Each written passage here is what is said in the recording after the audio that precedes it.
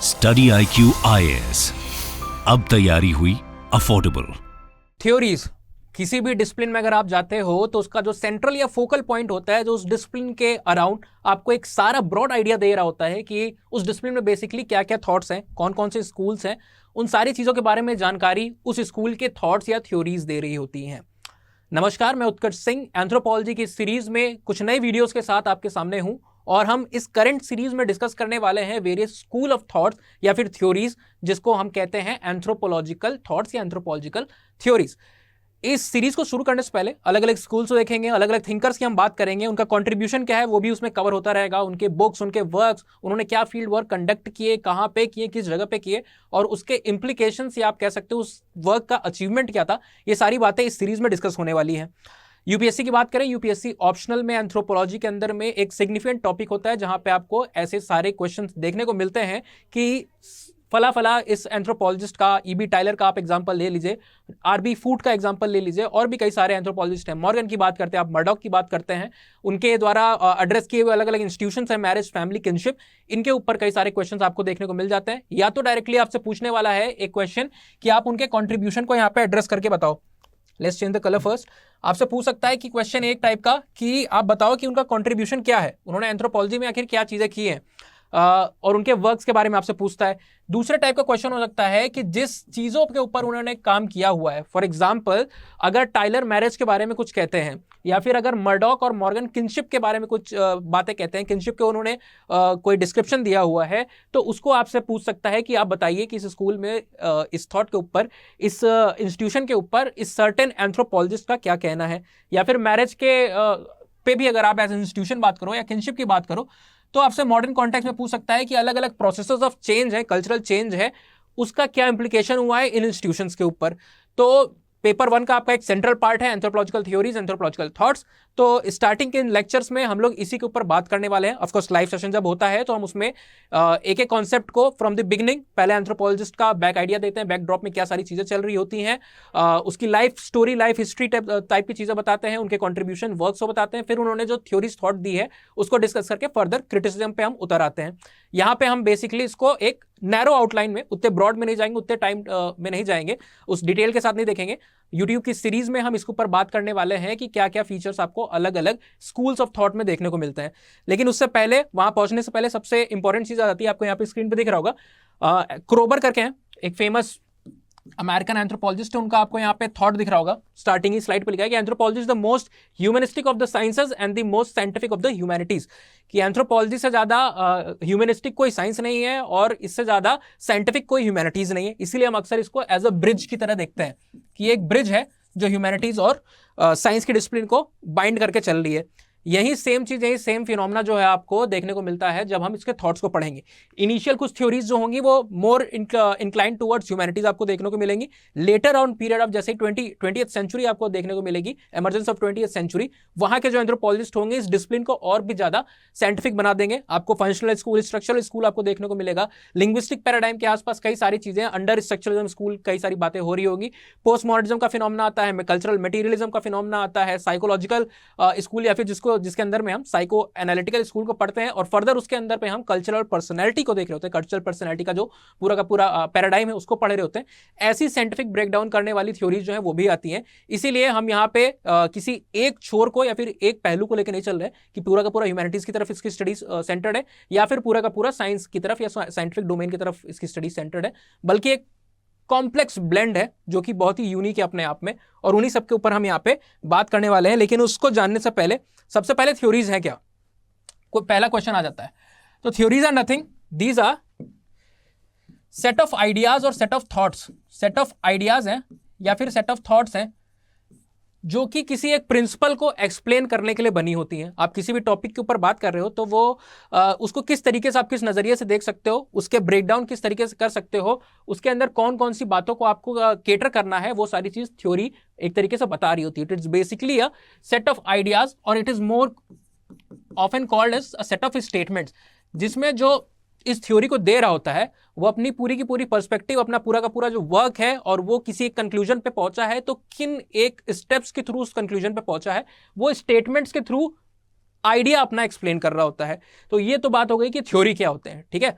अब थ्योरीज की आप बात करते हो तो एंथ्रोपोलॉजिकल स्कूल में थ्योरीज को हम अक्सर एंथ्रोपोलॉजिकल थ्योरीज लिख के भी आ सकता है या फिर थॉट्स करके आता है, और इन सारे को हम एज ए स्कूल पढ़ते हैं, as a school of theories, as a school of thoughts. As a school of theory thought क्यों पढ़ते हो? क्योंकि ये अलग अलग क्वेश्चंस को एड्रेस कर रहे हैं, अलग अलग रीजंस में ये थ्योरीज जो लिखने वाले लोग हैं वो पाए जा रहे हैं। कुछ आपको एंथ्रोपोलॉजिस्ट मिलेंगे, कुछ आपको थ्योरीज बताने वाले मिलेंगे, जो कि आपको देखने को मिलेगा इनिशियल टाइम फ्रेम में। जर्मन स्कूल आपको बहुत प्रोमिनेंट देखने को मिलता है, अमेरिकन स्कूल आपका आ जाता है, देन ब्रिटिश आपका स्कूल जो है वो आपको देखने को मिलता है। नेक्स्ट आपका फ्रेंच, कई सारे एंथ्रोपोलॉजिस्ट हैं, कई सारे तो ऐसे भी हैं जो फ्रेंच बॉर्न लेकिन अमेरिकन एंथ्रोपोलॉजिस्ट आपको देखने को मिलेगा कि इनका बर्थ जो है या फिर बेसिकली बाय बर्थ वो फ्रेंच रहते हैं या किसी और नेशन के होते हैं, पर ultimately they turn into a British और अमेरिकन एंथ्रोपोलॉजिस्ट, क्योंकि उनकी लीनिंग जो है, जो एजुकेशन है, जो कंट्रीब्यूशन है, it shifted to the other place. तो इस बेसिस पे लेटर पीरियड में आप अब इंडियन के कॉन्टेक्स्ट में हम बात करेंगे, ऑल्दो जब थ्योरीज की यहाँ पे अलग अलग थ्योरीज की बात हो रही होती है तो ये बाहर के जो एंथ्रोपोलॉजिस्ट है, फॉरेन एंथ्रोपोलॉजिस्ट है, ज्यादातर थ्योरीज उन्हीं की है। इंडियन कॉन्टेक्स्ट में आप बात करते हो तो इंडिया की जो थ्योरीज है वो पेपर 2 के अंदर में आपकी आ जाती है, उसको भी आप as a contribution of anthropologist लेके चल रहे होते हो, जहां पे various anthropologist such as M N Srinivas की अगर आप बात करते हो तो एम एन श्रीनिवास हो गए या जीएस घुरिया या फिर ऐसे ही कई सारे लोग हैं जो कि बेसिकली है सोशियोलॉजिस्ट, लेकिन एंथ्रोपोलॉजी में भी उनका कंट्रीब्यूशन है। सोशियोलॉजी एंथ्रोपोलॉजिस्ट के बीच में कई सारे रिलेशन है, खासकर जब आप सोशल और कल्चरल डोमेन को देख रहे होते हो तो कई सारी थ्योरीज कॉमन है। सोशियोलॉजी भी एंथ्रोपोलॉजी की पढ़ रहा होता है और एंथ्रोपोलॉजी भी सोशियोलॉजी की पढ़ रहा होता है, तो साथ साथ इनका एक तरीके से आप कह सकते हो ग्रोथ हुई है। तो कई सारे एंथ्रोपोलॉजिस्ट वहाँ के आप यहाँ पे भी देख रहे होते हो जो बेसिकली इकोनॉमिस्ट होते हैं या फिर सोशियोलॉजिस्ट होते हैं, और उनकी थ्योरी आपको एंथ्रोपोलॉजी में देखने को मिल जाती है। जीएस घुरिया की आप बात कर सकते हो, जीएस घुरिया बहुत सिग्निफिकेंट आपका। गोविंद सदाशिव घुरिया एक प्रोमिनेंट सोशियोलॉजिस्ट आपको देखने को मिलता है। योगेंद्र सिंह की आप बात करते हो, वाईएस करके हम यहाँ पे शॉर्ट में इनको एब्रीविएट कर रहे हैं, तो योगेंद्र सिंह की आप बात करते हो तो इस तरीके के कई सारे आपको कंट्रीब्यूटर्स देखने को मिल जाते हैं, और इन सबकी अलग अलग थ्योरीज हैं। फिर कुछ आते हैं आपके सोल या फिर हार्डकोर एंथ्रोपोलॉजिस्ट जिनकी आप बात कर सकते हो, फॉर एग्जांपल एलपी विद्यार्थी, यहाँ पे भी हम शॉर्ट में लिख सकते हैं। एलपी विद्यार्थी के बाद आपके कुछ फॉरेन एंथ्रोपोलॉजिस्ट जिनको आप पेपर 2 में पढ़ लेते हो, अंडर द सिविलाइजेशन स्कूल, उसके अंदर में आपके मैकिम मेरियट आ जाते हैं। मैकिम मेरियट के साथ साथ आपके मिल्टन सिंगर आएंगे, उस स्कूल के जो फादर कहे जाते हैं, father of civilisation school, Robert Redfield आ जाएंगे, ठीक है, ऑस्कर लेविस आपके आ जाएंगे, फ्रेडरिक बार्थ आपके आ जाएंगे, कैथलीन गो आपके आ जाएंगे। इस तरीके कई सारे एंथ्रोपोलॉजिस्ट को आप वहां भी पढ़ रहे होते हो, पर वो आपका अंडर पेपर 2 आता है। पेपर 1 एंथ्रोपोलॉजी के एक तरीके से बेसिक आइडिया को, एंथ्रोपोलॉजी किन क्वेश्चंस के अराउंड सेंटर कर रहा है और जो स्टार्टिंग फेज में उसका कंसंट्रेशन था। आज की डेट में आप बात करते हो तो anthropology is quite a diverse branch, वो इतना डाइवर्स हो चुका है कि कोई भी एंथ्रोपोलॉजिस्ट पूरी दुनिया में ये नहीं कह सकता है कि he has a command over the entire anthropology discipline, क्योंकि आप इसको अगर ब्रेक डाउन करते हो, यहां पे हम देखते हैं एंथ्रो को करंट ट्रेंड में इतने सारे स्पेशलाइजेशन है, क्योंकि एंथ्रोपोलॉजी कर क्या रहा है बेसिकली, एंथ्रोपोलॉजी ह्यूमन और ह्यूमन के अराउंड सेंटर जो प्रोसेसेस हैं उनको पढ़ रहा है। और ह्यूमन के अराउंड सेंटर प्रोसेसेस हैं वो इतनी ज़्यादा डाइवर्स हैं, इतनी प्रोफाउंड, इतनी इंटेंस है, इतनी मल्टीपल नंबर्स में है कि आप सब में एक्सपर्टीज आपकी नहीं हो सकती है। इंडिविजुअल्स जो है, ह्यूमन पॉपुलेशन है, टूर और टूरिज्म कर रहे हैं for the purpose of recreation, religion के पर्पस कर सकते हैं, मेडिसिनल पर्पस से कर सकते हैं, अलग अलग फंक्शन के लिए। इको टूरिज्म हो सकता है आपका, कई सारे टाइप के आपको टूरिज्म देखने को मिलता है। उसको कौन पढ़ रहा है? Tourism as an branch within anthropology. Business anthropology की ब्रांच है आपकी है ना, जो बिजनेस की साइकोलॉजी को, बिजनेस की एक्टिविटीज को फ्रॉम एंथ्रोपोलॉजिकल लेंस आपकी देख रही होती है। मीडिया एंथ्रोपोलॉजी आपको देखने को मिलती है, इसी से कई सारे, इसी के आप कह सकते हो पैरेलल कई सारी और भी ब्रांच आपको देखने को मिलती है, सब ब्रांच देखने को मिलती है। विजुअल एंथ्रोपोलॉजी जो अर्लियर पीरियड में डेवलप हो गई थी, आप डिजिटल एंथ्रोपोलॉजी की बात करते हो, वो भी आपको यहाँ पे देखने को मिलती है। क्रिटिकल एंथ्रोपोलॉजी की बात करते हो, अप्लाइड एंथ्रोपोलॉजी की बात करते हो, और बाकी जो मेन ब्रांचेज हैं, socio cultural anthropology, physical anthropology, linguistic anthropology, archaeological anthropology, ये सारी तो मेन ब्रांचेस के तौर पर पहले से मौजूद है। इसके बाद आप बात करते हो मेडिकल एंथ्रोपोलॉजी भी आ जाती है, ठीक है। ये भी मैं जो नंबर दे रहा हूं, these are not even like 25 to 30% of all the major branches that comes under the paradigm of anthropological discipline या फिर एंथ्रोपोलॉजी एज अ डिसिप्लिन। तो हम गिन के इतनी बता रहे हैं, इसको छोड़ के मेजर ब्रांचेस हैं, अभी आपको इन्यूमरेट करके बताई। इसके सिवा भी कई सारी ऐसी चीज़ें हैं, इसके सिवा भी ऐसे कई सारे स्कूल्स हैं एंथ्रोपोलॉजी के अंदर में, सब ब्रांचेस हैं, फील्ड्स ऑफ स्पेशलाइजेशन है, जिसको कवर करना किसी भी एंथ्रोपोलॉजिस्ट के लिए ग्लोबली इतना पॉसिबल नहीं है। इसीलिए क्या करते हैं एंथ्रोपोलॉजिस्ट, अलग अलग स्पेशलाइजेशन में चले जाते हैं। कि किसी का अगर डिजिटल के ऊपर है, विजुअल मीडिया के ऊपर है, तो हो सकता है उस फील्ड में चला जाए। टूरिज्म की तरफ है, मेडिकल की तरफ है, आर्कियोलॉजी की तरफ है, लैंग्वेज की तरफ है, एक और ब्रांच आपकी लिंग्विस्टिक एंथ्रोपोलॉजी, आप देखते हो one of the major branches, उसमें जा सकते हैं। इन सबका अलग अलग रोल होता है, अलग अलग कंट्रीब्यूशन होता है, और एंथ्रोपोलॉजी की ग्रोथ में एक तरीके से सभी कॉमन तौर पे एक सेम स्पिरिट के साथ, सेम एफर्ट के साथ कंट्रीब्यूट कर रहे होते हैं। यहां पे आप जो कंट्रीब्यूशन देख रहे हो that is mainly centred around the socio cultural anthropology और द अर्लियर एंथ्रोपोलॉजी। जब एंथ्रोपोलॉजी का एक तरीके से राइज होता है तो इतनी सारी ब्रांचेस आपको देखने को नहीं मिलती है। जो कई सारी ब्रांचेस बाद में जुड़ी या फिर कोई अलग डिसिप्लिन की तरह थी, एंथ्रोपोलॉजी में नहीं आती थी। आर्कियोलॉजिकल एंथ्रोपोलॉजी की बात करते हो तो archaeology as a separate branch एक तरीके से एग्जिस्ट करता है। लिंग्विस्टिक की बात करते हो तो लिंग्विस्टिक भी एज अ अलग ब्रांच एग्जिस्ट करता है। लिंग्विस्टिक एंथ्रोपोलॉजी भी है जो कि एथनो लिंग्विस्टिक की बात कर सकती है ना। लेकिन आप सोशियोलॉजी के अंदर में जाते हो या फिर जनरल लिंग्विस्टिक के अंदर बात करते हो तो सोशियो लिंग्विस्टिक की ब्रांच आपको देखने को मिलती है। आपको हो सकता है कई नाम इसमें से फेमिलियर ना हो या फिर कई चीज़ों के बारे में इसके में से पता ना हो। ऑफ कोर्स अभी आपको जरूरत भी नहीं है, जब हम इसको डिटेल में डिस्कस करते हैं कई चीज़ों को तो हम शायद डिस्कस भी करने की जरूरत नहीं होगी। मैं सिर्फ आपको एंथ्रोपोलॉजी की एज अ कोर डाइवर्सिटी बताने के लिए सारी चीज़ें बता रहा हूँ कि अर्लियर फेज में जो स्कूल था वो सोशल और कल्चरल दो चीज़ें एंटिटी के ऊपर और फिजिकल एंथ्रोपोलॉजी के ऊपर फोकस करता था। तो ये सारी चीज़ें आपको तीन जो ऐसे जोन्स हैं, आप कह सकते हो एक ट्राइबल के ऊपर जो स्टडीज होती थी, है ना, ट्राइबल को भी उस समय ट्राइबल अलग से नहीं बोला जाता था, स्टडीज ऑफ प्रिमिटिव सोसाइटीज कहा जाता था। तो प्रिमिटिव सोसाइटी की स्टडी है पहला पैराडाइम। दूसरा पैराडाइम आपको साथ में इसके देखने को मिलता है कि सोसाइटी और कल्चर की स्टडीज होने लगी। इससे भी पहले बीच में एक ऐसा जंक्शन था, अलग अलग लोग डिफर करते हैं, डिफरेंशिएट करते हैं कि कौन पहले आएगा कौन नहीं, लेकिन ज्यादातर लोग का कंसेंसस है कि physical anthropology, father of physical anthropology जिनको कहा जाता है, ब्लूमेनबाख यूएस के एंथ्रोपोलॉजिस्ट थे, अमेरिकन एंथ्रोपोलॉजिस्ट थे, या फिर एंथ्रोपोलॉजिस्ट आप ना भी कहो तो एनाटॉमिस्ट की तरह कह सकते हो। उनका अलग अलग स्केलेटन मॉर्फोलॉजी को कंपेयर करने का, हेड फॉर्म्स को कंपेयर कर रहे थे ग्लोबली, ह्यूमन का एक तरीके से रेशियल क्लासिफिकेशन या पॉपुलेशन को डिवाइड करके कैटेगराइज करके रख रहे थे। तो उनका भी पहले से काम है इसके ऊपर। तो इन बेसिस पे आप कह सकते हो ये तीन इनिशियल पैराडाइम थे जिस पे काम हो रहा था। तो ऑफ कोर्स प्रिमिटिव को जब आप पढ़ते हो या प्रिमिटिव सोसाइटीज को या ट्राइबल सोसाइटीज को, तो उनके सोसाइटी में उनके क्या क्या प्रिविलेंट रिचुअल्स हैं, क्या क्या प्रिविलेंट कल्चर्स हैं, क्या क्या फॉर्म्स आप उनको पढ़ रहे हो, वहां पे आपको किसी ब्रॉड ऐसी ग्रैंड थ्योरीज की जरूरत नहीं होती है। ठीक है, फिजिकल के अंदर पढ़ लो बहुत ही ज्यादा प्रैक्टिकल जोन हो जाता है ना।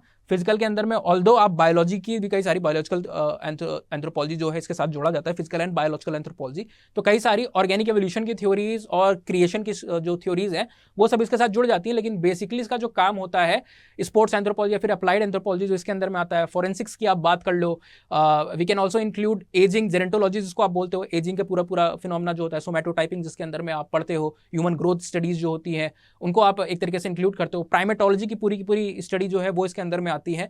तो यहाँ पे ज्यादा थ्योराइजेशन का जरूरत नहीं होता है, ऑल्दो थ्योरीज अलग अलग थ्योरीज इसके अंदर भी आपको देखने को मिल जाती हैं, फिर हाइपोथेसिस आपको देखने को मिल जाती हैं, लेकिन मोस्ट ऑफ दी आप कह सकते हो कि जरूरत जो होती है किसी चीज को डिस्क्राइब करने की, थ्योराइज करने की, आइडियाज या फिर स्टेटमेंट को एक तरीके से शेयर करने की, वो कहाँ पे जरूरत है, जब आप सोसाइटी और कल्चर की बात कर रहे हो कि इस सोसाइटी में कोई पर्टिकुलर कल्चर है तो वो क्यों है, या फिर ये कहाँ से आया, कैसे आया, है ना, किस टाइम फ्रेम में आया, उसको आपको एक्सप्लेन करने की जरूरत होती है। इसीलिए आपको ये सारे के सारे स्कूल ऑफ थॉट्स या अलग अलग थ्योरीज आपको देखने को मिल जाती है इन द एम्बिट या फिर in the realm of anthropology. ये सारे के सारे आपके बटे हुए, कई सारे इसमें से आपके एंथ्रोपोलॉजी के सिलेबस में है, कुछ हो सकता है नहीं भी हो, कुछ हो सकता है मिसिंग भी हो। फॉर एग्जाम्पल अर्लीस्ट हम बात करते हैं तो आपका यूनिलीनियर एवोल्यूशन की थ्योरी आ जाती है। नेक्स्ट आपकी हिस्टोरिसिज्म या फिर जिसको H.P आप कह सकते हो, हिस्टोरिकल पर्टिकुलरिज्म, फ्रेंच बोस की थ्योरी है, फादर ऑफ अमेरिकन एंथ्रोपोलॉजी इनको क्या क्या बुलाया जाता है। डिफ्यूजन की थ्योरी आ जाती है, बोस के साथ काफी लिंक्ड है, बोस ने ऑल्दो उसको बाद में क्रिटिसाइज भी किया, कई सारे उसमें से फ्लॉज निकाले उन्होंने। फंक्शनलिज्म की थ्योरी आ जाती है, ब्राउनिस्लॉ मैनिलॉस्की के साथ जुड़ी हुई है आपकी थ्योरी है, और भी मर्टन भी इसके अंदर में अपनी बात करते हैं, एडमंड लीच भी अपनी बात करें, कई सारे एंथ्रोपोलॉजिस्ट हैं। जब ग्रेजुअली एक एक थ्योरी को हम देख रहे होंगे, एक एक स्कूल को देख रहे होंगे तो उसके ऊपर बात करेंगे। यहाँ पे हम सीरीज में जो यूट्यूब पे कवर करने जा रहे हैं वहाँ पे एज अ एंथ्रोपोलॉजिस्ट का क्या उसके साथ रोल रहा है, उनके क्या वर्क रहे हैं, उसके अराउंड सेंटर करके करने जा रहे हैं। जब लाइव बैच में डिस्कस होता है तो ऑफकोर्स हम टॉपिक वाइज एक एक थ्योरीज को उठाते हैं, उसको डिकोड करते हैं, और फिर किसका उस पर क्या कहना है, एक हम पैटर्न भी देखेंगे किस पैटर्न में हमको डिस्कस करना होता है। नेक्स्ट स्लाइड पे वो चीज़ डिस्कस होंगी। लेकिन हम यहाँ पे जो YT की सीरीज हमारी यूट्यूब की सीरीज है, इस पे हम एक तरीके से उस स्कूल ऑफ थॉट और उसके साथ जो भी इंडिविजुअल जुड़ा हुआ है उसकी बात एक नैरो सेंस में करने वाले हैं। यहाँ पे आपकी मार्क्सिस्ट एंथ्रोपोलॉजी आ जाती है, अलग से है ये, जो आपका सबॉल्टर्न प्रोलिटेरिएट या कैपिटलिस्ट इकोसिस्टम के अराउंड पूरी की पूरी सेंटर्ड है, ये आपको देखने को नहीं मिलती है in the syllabus of UPSC optional, तो इसको आप कट डाउन कर सकते हो, ठीक है। कल्चरल मटेरियलिज्म, मार्विन हैरिस की थ्योरी है M.H। इंडिया के कैटल कॉम्प्लेक्स, जो गाय का ट्रेडिशन देखने को मिलता है, उसके बहुत सुंदर एक्सप्लेनेशन, उस पर बहुत सुंदर वर्क किया हुआ है, और उसके लिए भी लोग क्रिटिकल है। स्ट्रक्चरलिज्म का स्कूल जो आपको देखने को मिलता है, ठीक है। Levi Strauss, Claude Levi Strauss, CLS short में हम लिख सकते हैं। कॉग्निटिव एंथ्रोपोलॉजी है, क्लकहोन करके कई सारे, क्लकहोन इसमें आते हैं, उनका सॉर्ट ऑफ एक तरीके से कंट्रीब्यूशन है। पोस्ट मॉडर्निज्म की आप बात करते हो, ठीक है। मिशेल फूको, कई बार आपने नाम सुना होगा, इनका पावर स्ट्रक्चर के ऊपर कई सारा काम है, गवर्नमेंटलिटी के ऊपर इनका काम है, क्राइम के ऊपर काम है, बहुत सारी चीज़ों पे इन्होंने अपने थॉट्स को लिखा हुआ है। सिंबॉलिक एंथ्रोपोलॉजी, जिसके अंदर में 2 प्रोमिनेंट एंथ्रोपोलॉजिस्ट आ जाते हैं, जिसमें से एक है आपके हैं Victor Turner and the other is Clifford Geertz. Java से लेके इंडोनेशिया वाले रीजन है, कई सारी जगहों पे इन्होंने, साउथ ईस्ट एशिया में भी कई सारी जगहों पे इन्होंने काम किया हुआ है, अलग अलग पॉपुलेशन पे, रिचुअल्स को, मिथ्स को, कई सारी जो बैलिनीज कल्चर में आपको देखने को मिलती है, फाइट्स देखने को मिलती है, कॉक फाइट्स देखने को मिलती है, वो भी इन्होंने एक तरीके से वहाँ पे डिकोड करके उसका स्ट्रक्चर बताया हुआ है, और उसको साइको एनालिटिकल वे में, साइको एनालिटिकल टाइम एक तरीके से कॉन्सेप्चुअलाइजेशन के अंदर में डिस्कस किया हुआ है। एक चीज़ यहाँ पे मिसिंग है, जो आपके एंथ्रोपोलॉजी के सिलेबस में है पर यहाँ पे मेंशन नहीं है, इंपॉर्टेंट स्कूल है, जिसको आप कहते हो कल्चरल पर्सनैलिटी स्कूल, ठीक है। शुरुआत एक बिगिनिंग से देख लेते हैं हम लोग कि अलग अलग स्कूल्स के अंदर में क्या सारी चीज़ें हैं। यहाँ पे आप इसको पहले क्लियर कर देते हैं। तो आप बात कर रहे हो, ये स्लाइड गलती से उसमें से वो हुई है, यहाँ पे हम बात कर लेते हैं अलग अलग स्कूल्स की। तो आप देखते हो सबसे पहले यूनिलीनियर इवोल्यूशन की बात होती है, तो उसमें यूनिलीनियर इवोल्यूशन आ जाता है आपका। Let's change the colour first. Unilinear evolution जो होता है, जिसमें 3 आपके प्रोमिनेंट स्कूल आ जाते हैं, और उस स्कूल के अंदर भी अलग अलग एंथ्रोपोलॉजिस्ट हैं। मेजर जो एंथ्रोपोलॉजिस्ट हैं उसके अंदर में आप बात कर सकते हो, फ्रेजर की बात कर सकते हो आप, ठीक है, जो मैजिक के ऊपर इनका कई सारा वर्क है।